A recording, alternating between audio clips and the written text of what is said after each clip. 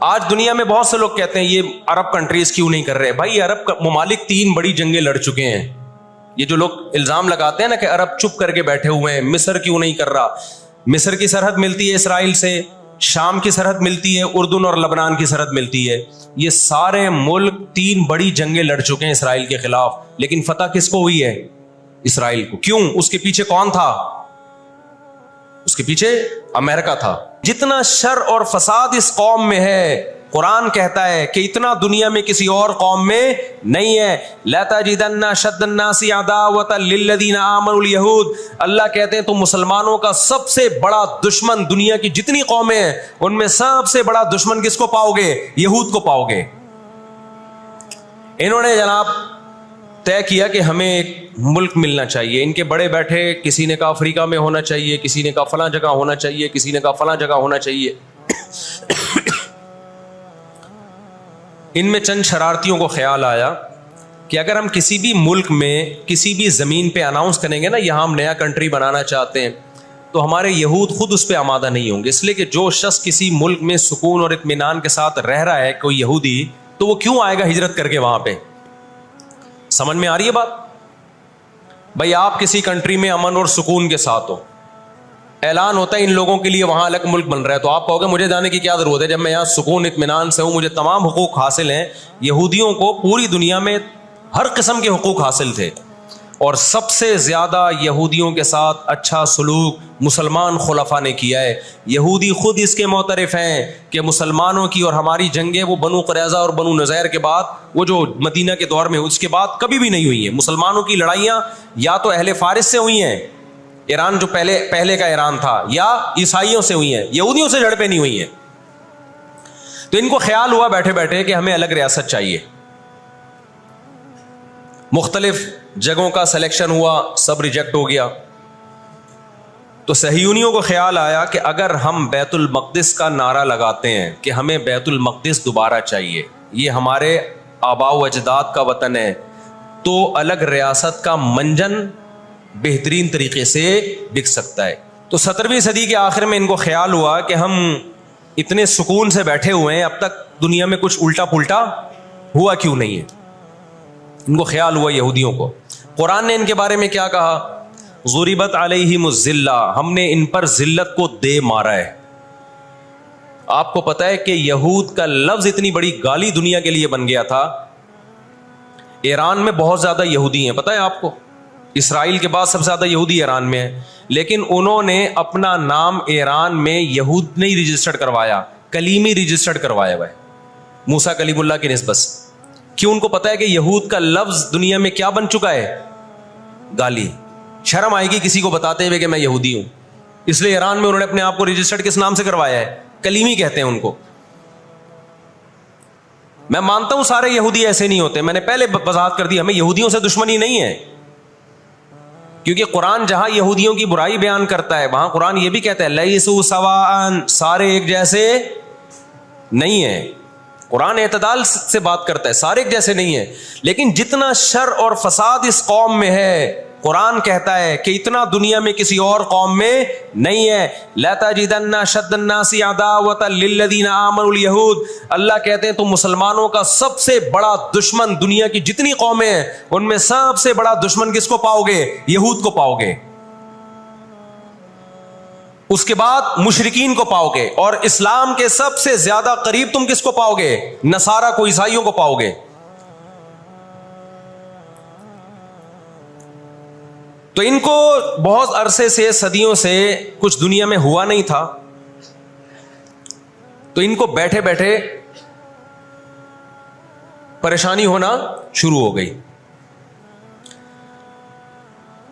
चंद इनके फसादी लोग जमा हुए और उन्होंने कहा कि भाई दुनिया में हर कौम के पास एक मुल्क है, हर मजहब के पास एक मुल्क है, तो हमारे पास भी होना चाहिए। हालांकि ये बात ही गलत है, दुनिया में हर कौम के पास मुल्क नहीं है। दुनिया में लाखों कौमें हैं, मुल्क थोड़ी लाखों हैं। पाकिस्तान में कितनी कौमें हैं? सराइकी है, पंजाबी हैं, उर्दू हैं, पठान हैं, बलोची हैं। अगर कौमियत की बेस पे मुल्क बनाना शुरू कर दें फिर तो 1-1 इंच के मुल्क वजूद में आएंगे। फिर सराइकियों में जाएंगे तो सराइकियों में 20 कौमें हैं, पठानों में जाएंगे, पठानों में 40 कौमें निकलेंगी। मुहाजिरों में जाएंगे, उनमें सिद्दीकी अलग है, हाशमी अलग है, 20 किस्म के, बिहारी अलग है। वो तो कौम दर कौमें बढ़ती चली जाएंगी। इन्होंने कहा दुनिया में हर मजहब के पास एक मुल्क है। हालांकि यह बात भी, सिखों के पास कोई अलग मुल्क है? कोशिश कर रहे हैं वो बनाने की, लेकिन अब तक की रिपोर्ट के मुताबिक नहीं है। बहुत सारी दुनिया में मजहब है जिनके पास कोई कंट्री। मजहब की बेस पे हुकूमत दुनिया में 3 कौमों ने की है, मजहब की बेस पे, जो आसमानी मजाहिब हैं, यहूद, ईसाई और मुसलमान। पहली जंग अजीम खत्म होने वाली थी, दुनिया अमन व अमान की तरफ आ रही थी। इनको वो दुनिया का अमन पसंद नहीं आया। इन्होंने जनाब तय किया कि हमें एक मुल्क मिलना चाहिए। इनके बड़े बैठे, किसी ने कहा अफ्रीका में होना चाहिए, किसी ने कहा फलां जगह होना चाहिए, किसी ने कहा फलां जगह होना चाहिए। इनमें चंद शरारतियों को ख्याल आया कि अगर हम किसी भी मुल्क में किसी भी ज़मीन पे अनाउंस करेंगे ना, यहाँ हम नया कंट्री बनाना चाहते हैं, तो हमारे यहूद खुद उस पर आमादा नहीं होंगे। इसलिए कि जो शख्स किसी मुल्क में सुकून और इत्मीनान के साथ रह रहा है, कोई यहूदी, तो वो क्यों आएगा हिजरत करके वहाँ पे? समझ में आ रही है बात? भाई आप किसी कंट्री में अमन और सुकून के साथ हो, ऐलान होता है इन लोगों के लिए वहाँ अलग मुल्क बन रहा है, तो आप कहोगे मुझे जाने की क्या ज़रूरत है जब मैं यहाँ सुकून इत्मीनान से हूँ, मुझे तमाम हुकूक हासिल हैं। यहूदियों को पूरी दुनिया में हर किस्म के हुकूक हासिल थे, और सबसे ज़्यादा यहूदियों के साथ अच्छा सलूक मुसलमान खुलफा ने किया है। यहूदी खुद इसके मोतरफ़ हैं कि मुसलमानों की और हमारी जंगें वो बनु क़ुरैज़ा और बनु नज़ैर के बाद, वो जो मदीना के दौर में, उसके बाद कभी भी नहीं हुई हैं। मुसलमानों की लड़ाइयाँ या तो अहले फ़ारिस से हुई हैं, ईरान जो पहले का ईरान था, या ईसाइयों से हुई हैं, यहूदियों से झड़पें नहीं हुई हैं। तो इनको ख्याल हुआ बैठे बैठे कि हमें अलग रियासत चाहिए। मुख्तलिफ जगहों का सिलेक्शन हुआ, सब रिजेक्ट हो गया।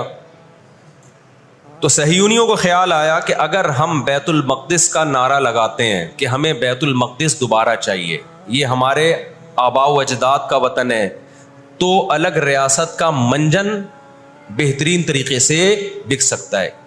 मजहबी लोग जहां लोगों को सही गाइड करते हैं, खूब समझ लो, मजहब के नाम का मंजन भी मजहब में ही बिकता है। आज भी ऐसा हो रहा है। बहुत सी मजहबी तहरीकें लेबल किसका लगा रही होती हैं? इस्लाम में भी ऐसा ही है।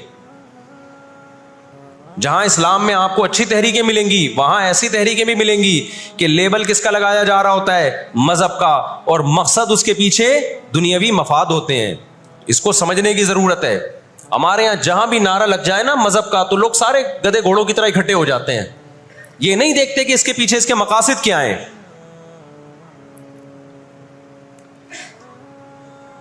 तो नारा ये लगाया गया, अल्लाह करे मैं जल्दी से मुख्तसर हिस्ट्री समेट दूं, फिर आपके सामने बात रखूं। नारा ये लगाया गया कि चूंकि बैतुल मक़दिस हमारा था, याकूब अलैहिस्सलाम, यूसुफ अलैहिस्सलाम, मूसा अलैहिस्सलाम और जितने पैगंबर गुजरे, यहया अलैहिस्सलाम, ज़करिया अलैहिस्सलाम, उन सब का मरकज़ कौन सी जगह है? अर्ज़ मुक़द्दस फ़िलिस्तीन। तो फ़िलिस्तीन के नाम पे पूरी दुनिया से यहूदियों को फ़िलिस्तीन में जमा करना हमारे लिए पॉसिबल है। मगर यहूदी बिखरे हुए थे, उनके पास इतनी ताकत नहीं थी। 2 साजिशें इन्होंने की हैं। नंबर 1, तिजारत अपने कंट्रोल में लो। कुरान कहता है वअख़्ज़िहिमुर रिबा वक़द नुहू अन्हु, अल्लाह ने इन पर सूद लेने पर पाबंदी लगाई थी। इन्होंने दुनिया को सूद के निज़ाम में